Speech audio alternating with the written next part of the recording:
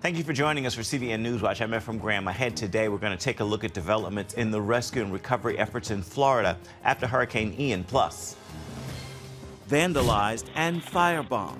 Crisis pregnancy centers are a target across the nation. There's girls who really do need places like this, and it's the thing that empowers them, and it's the last stop that gives them that grain of hope that they long for. We'll show you how these centers are dealing with the oppression. And then later, we'll talk to Captain Johnny Savage, a fisherman who was lost at sea with no lifeboat, no life jacket, or radio. To tell you the truth, I don't even know if I was truly saved before that day that I was on the floor, decided to sell out, and I prayed, and God said it's time to tell my story. All these stories and more coming up next from the CBN Newsroom. This is CBN NewsWatch. we begin this half hour with developments in the aftermath of Hurricane Ian. More than 100 people in Florida and North Carolina have been killed from the effects of the storm. In Florida, search and rescue efforts are focused on barrier islands, which have bridges and causeways destroyed by the storm. On one of the islands, crews are dumping gravel to create a makeshift road for first responders and workers. Governor Ron DeSantis says 1,900 rescues have occurred so far. There's more urban search and rescue teams in Florida now than in any one place in American history since September 11th. The area has more than 2 million people still without power. The state created a disaster relief fund to help those impacted by the storm. Operation Blessings teams are also assisting with relief work in Florida. Please consider giving to the relief fund. You can call 1-800-700-7000 or text OB Crisis to 71777. For more information, be sure to check out our website, cbn.com, or Operation Blessings website, that's ob.org. Severe water droughts continue in California as wells run dry, affecting rural communities. Right now, heavy dumping is causing a loss in groundwater supply. However, supplies are not being replenished due to a lack of rain or snowmelt.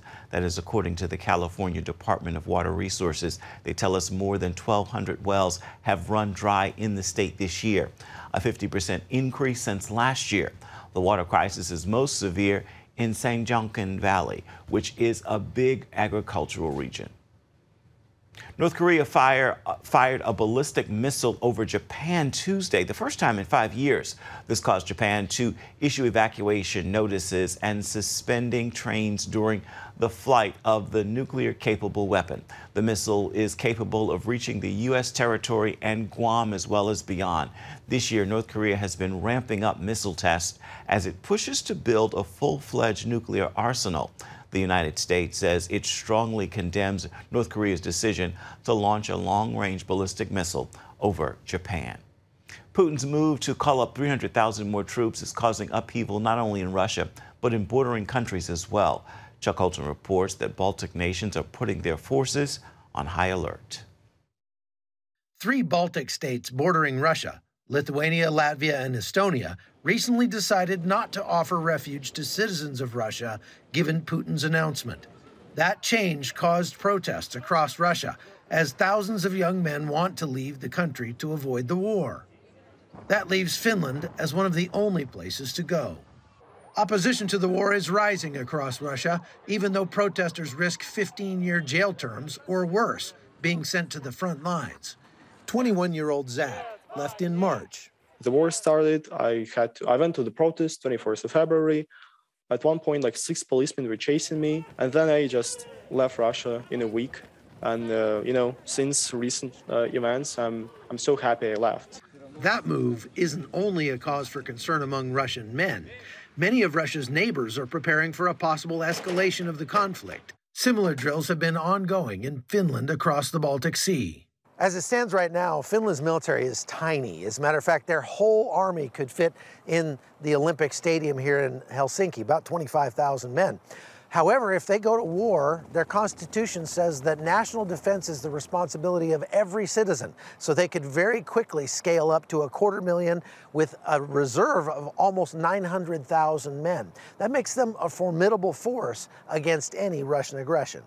People are now more worried than a couple of years ago. We will actively keep the option, and that will be, of course, our own decision to adjust the relationship to NATO, but most probably we will continue like this. And for us, this cooperation partnership is very important. We've been the partners with NATO already since 90s, and also been very active with different operations in Balkans and the last years in Afghanistan. And now we are preparing to participate also other operations. So there is a long history of developing the interoperability and doing the cooperation with NATO. Finland's military has a strong reputation for fighting off Russian aggression. Its 800-mile border with Russia is only second to that shared by Ukraine. The July decision to allow Finland and Sweden into NATO is just one more reason the war is not going the way Putin intended when he decided to invade. Experts say it's unlikely Russia will attack another country considering the poor showing in Ukraine. But these neighbor states aren't taking any chances, and the decision to limit access to everyday Russians is bringing the war home in a very tangible way. In fact, this is very sad, because the more our Russian people go abroad, the more they will learn about Europe and European values. They should not ban entry to the EU to anyone. Quite the opposite. They should invite everyone. Of course, I'm worried, and my friends are too. I think no one, a sane person, wants to go to war. Like any sane person in Russia, we strongly oppose this. From Helsinki, Finland, I'm Chuck Holton for CBN News. The worst energy crisis in modern times has descended on Europe thanks to a switch to green energy and reliance on Russian fuel. Similar policies could take America down the same road, although some in Washington still refuse to see the threat. Dale Hurd is on this story. Some Europeans are so angry over sky-high energy bills, they're burning them. Others are starting to gather firewood for winter. These are some of the wealthiest nations in the world, and yet citizens are wondering if they're going to be able to heat their homes when the weather turns cold. London's mayor is warning that millions won't be able to afford food or heat this winter. We're at prices which are 10 to 15 times the 10-year average. People can't afford to pay that much for their energy bills. Europe's closure of hundreds of power plants in favor of wind and solar and its decision to rely on Russia for 40% of its natural gas have backfired badly. The Nord Stream 1 and 2 pipelines from Russia to Germany are both offline now after being rocked by an explosion last week, what is suspected to be sabotage. Germany was warned repeatedly by then-President Donald Trump that it was making a big mistake by turning to Russia for energy, including this speech at the United Nations in 2018. Germany will become totally dependent on Russian energy if it does not immediately change course. Germany's UN delegation appeared to laugh at Trump's warning. They're not laughing in Germany now. Dr. Holger Tuss in Germany is the president of the European Institute for Climate and Energy. It's crazy. Everybody's afraid of the upcoming winter. And nobody really knows what's going to happen. And nobody also knows where the energy is going to come from. Businesses across Europe that can no longer afford their monthly energy bills are shutting down. The value of the euro and the British pound have dropped dramatically. And despite an energy crisis that has turned into an economic crisis, European nations are continuing to close and dismantle nuclear reactors. 10 years ago, Germany had 17 nuclear reactors. It's now down to 3 and will have 0 by the end of the year. America should learn a lesson from Europe's energy crisis, but the Biden administration seems to be going down the same road. The White House wants America on 100% green energy in just 13 years. And congressional Democrats continue to pressure banks to stop funding the oil and gas industry. Answer with a simple yes or no. Does your bank have a policy against funding new oil and gas products? Mr. Diamond. Absolutely not, and that would be the road to hell for America. It has certainly been the road to economic hell in Europe, which is now bracing for a winter of social unrest. Dale Hurd, CBN News. Coming up, they've been vandalized and firebombed. Lawmakers are trying to put them out of business. Since the end of Roe, abortion activists have been targeting pro-life clinics. We're going to show you how these crisis pregnancy centers are dealing with the pressure when we come back.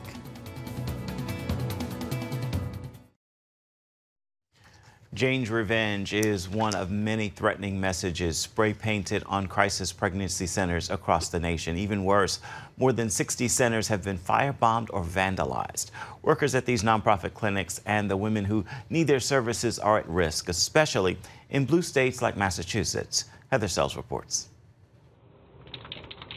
Not long after the historic abortion ruling, extremists attacked this crisis pregnancy center in Worcester.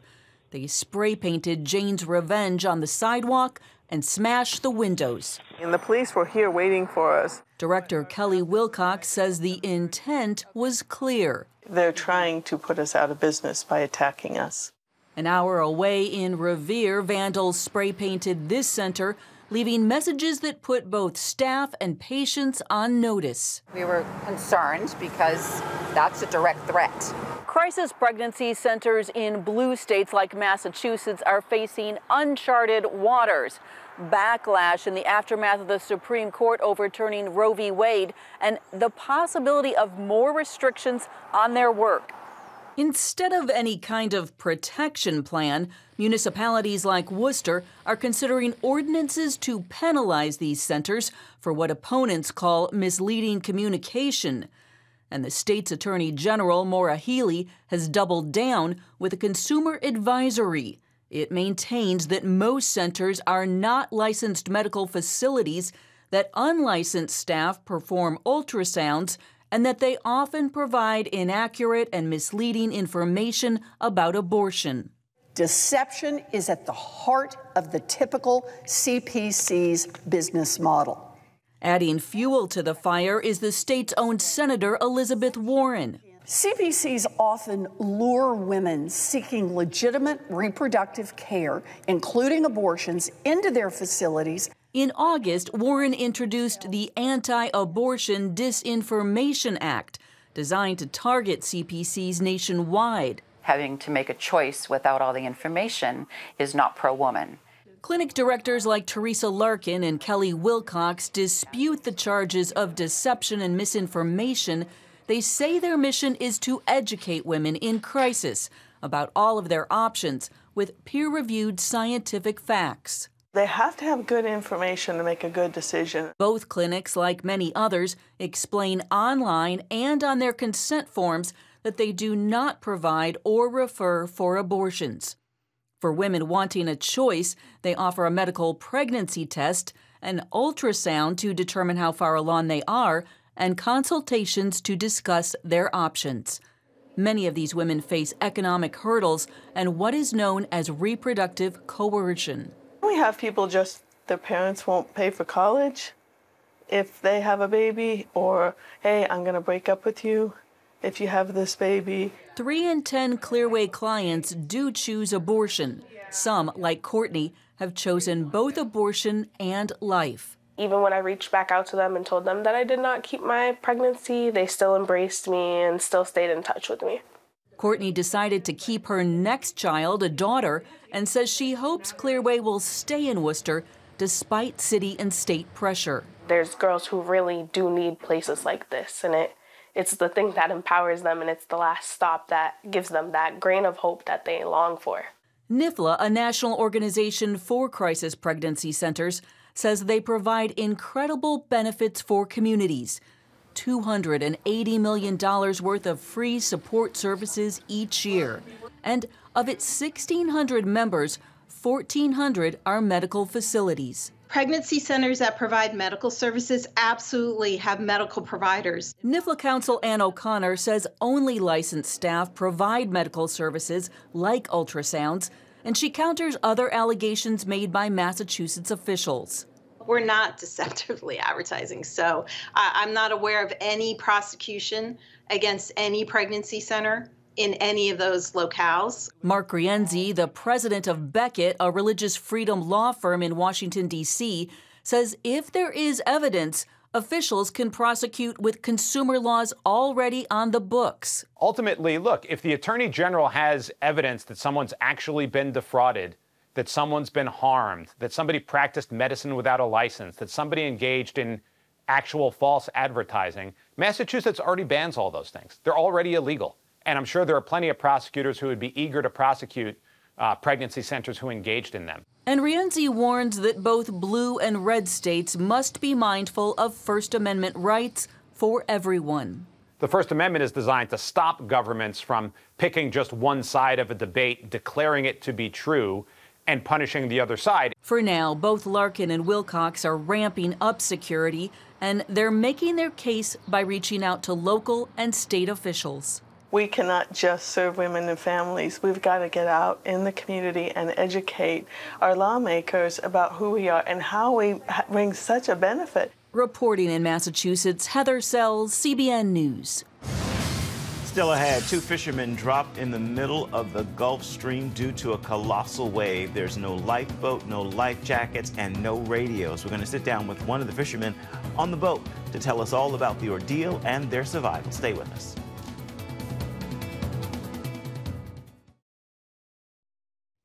Welcome back to CBN NewsWatch. Lost at sea, 2 fishermen chose not to put the emergency locator or the life raft in their cockpit of their fishing boat. Hours later, both lived to regret that decision when they ran into the perfect storm of a wave. Captain Johnny Savage is one of the fishermen on the boat, and he joined this week's Prayer Link with more on the ordeal and their survival. Johnny, what is it like for you to watch this story and see the reenactments and all of the miracles that took place that day? Oh, it's absolutely amazing. And Charlene and Wendy, thank you so much for having me on the show. I can tell you this, Wendy is the real deal. Before we went out for the reenactment, we had a meeting, and during the meeting, one of the questions that they asked me was, do we have anything to worry about? Well, we're going to have 2 actors and a cameraman in the water. And well, the Atlantic Ocean, there's no fences out there. But I assured them that most of the sharks we had been seeing were out closer to the continental shelf. And sure enough, after we returned from the reenactment, we found out that there was 2 great whites seen by another boat that was about 1,000 yards away from us. So her prayers before going out there definitely worked. Wow. Amen. They sure did. Well, that definitely added some excitement, and we were certainly glad to know that we're glad we didn't know at the time, but God protected us. Johnny, you know, it took you a long time to even talk about what happened out there, and even longer time to write the book. What changed? What made you finally want to write this story? So you would think that, you know, something like this happened in your life would cause a dramatic change. And it did change me, but it didn't change me to where God needed me to be.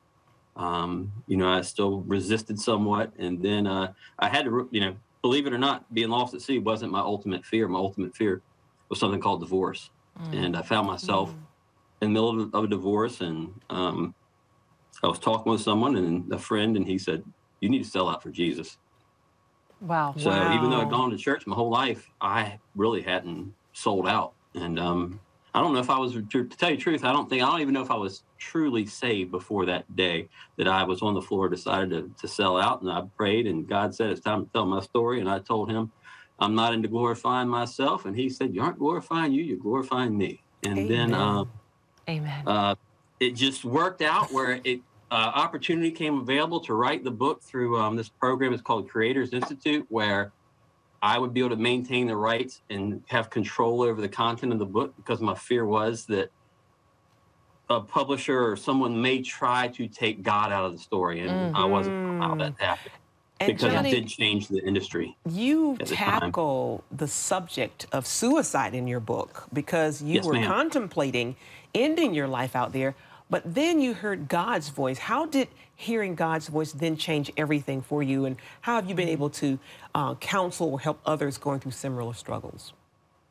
Well, actually, I did try to end my life out there, and he stopped it. And at that moment, I knew that he was real and he was with me, because it was impossible for me to have the strength to be able to get back to Eric. It just, the overwhelming feeling of warmth was not me, and I knew he is real, and if I could take and give every person on this earth going through a hard time a drop, just a mustard seed of that faith that I had in that moment, it would carry them through whatever trial comes in their life. Wow.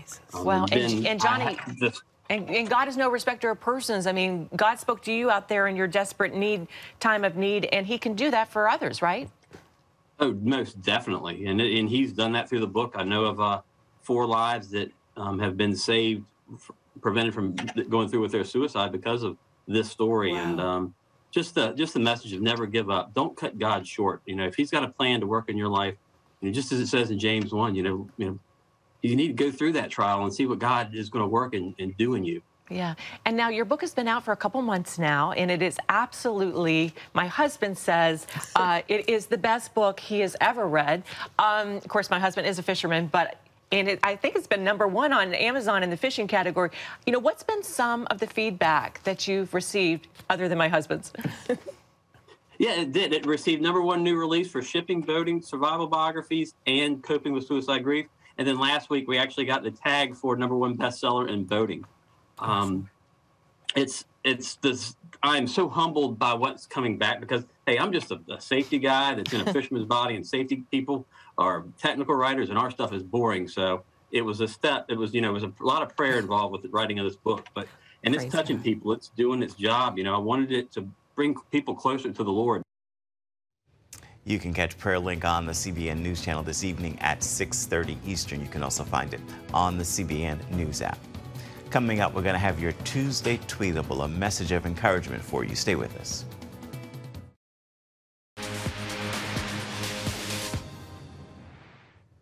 Time now for your Tuesday Tweetable, and here's a message I pray will bless you and you will bless others by posting, tagging, tweeting it, and sharing it with those in your circles of influence. It is a great day to get up, stop crawling. God called you to soar, and to do anything less than soar is to live and exist beneath what he's calling you to do. With that word, I encourage you to make this a terrific Tuesday. That is a wrap for this edition of CBN NewsWatch. You can always find more of our news programs on the CBN News Channel. You can find them there at any time, as well as online at cbnnews.com. We'd love to know what you think about the stories you've seen here today. You can email us. The address is right there on your screen, newswatch@cbn.com. And of course, you can reach out and touch us on Facebook, Twitter, and Instagram. We'll see you right back here, same time tomorrow. Goodbye and God bless.